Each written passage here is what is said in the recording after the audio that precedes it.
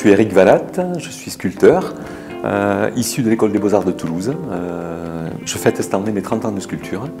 Voilà. Corinne Bresquignan, dite Bresque, elle fête ses 20 ans de sculpture. Elle a fait une école d'architecture d'intérieur à Paris, a eu une galerie à Paris dans le Marais, pour ensuite venir sur la Ville Rose et se projeter dans un projet de galerie avec moi, en association. La galerie donc présente nos deux œuvres, l'œuvre de Bresque et l'œuvre de Valatte. Cette galerie donc est un écrin, rue Croix-Baragnon à Toulouse, la rue Saint-Honoré toulousaine. Et dans cet écrin, en fait, nous montrons exclusivement notre production à travers des collections qui s'articulent en place tous les 1 mois et demi, 2 mois. La galerie a ouvert début 2015 et nous allons évidemment pérenniser ce projet de galerie. Donc nous sommes en train de préparer maintenant la collection 2016 avec un programme attractif et toujours aussi surprenant. On voit exclusivement des sculptures. Quand il s'agit de tableaux, ce sont des tableaux de Bresque et elle travaille la matière, elle travaille le verre, elle travaille le métal. Donc on est quand même très près d'une matière sculpturale.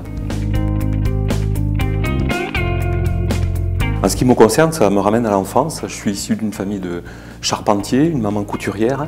Donc j'étais vraiment dans les matières dès ma tendre enfance. Quant à Corinne, elle a toujours aimé le tricotage, elle a toujours aimé la broderie. Et aujourd'hui, on peut dire d'elle qu'elle est une véritable brodeuse de verre à travers ses sculptures. Et elle travaille vraiment dans un esprit art déco contemporain sur ses tableaux muraux. L'inspiration, elle est partout. Un artiste travaille 24 heures sur 24.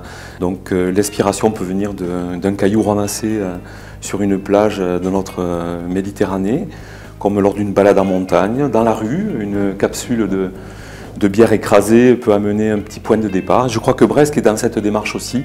C'est pour ça qu'on se retrouve si bien tous les deux. La cohabitation se passe à merveille. Nous sommes 2 artistes, mais nous sommes aussi un couple d'artistes.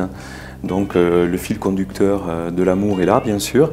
Et au-delà des 2 artistes, on a la joie et souvent le plaisir de vous proposer aussi des œuvres signées à 4 mains. Ce qui fait qu'il y a un 3e artiste qui arrive là, c'est Valatte Bresque, dans des œuvres inattendues, souvent insolites. J'ai une anecdote qui va rejoindre finalement, qui va nous fédérer tous.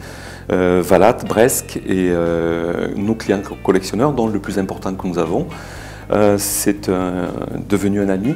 On lui a livré une grande pièce qui était un grand torero il y a 1 an et demi.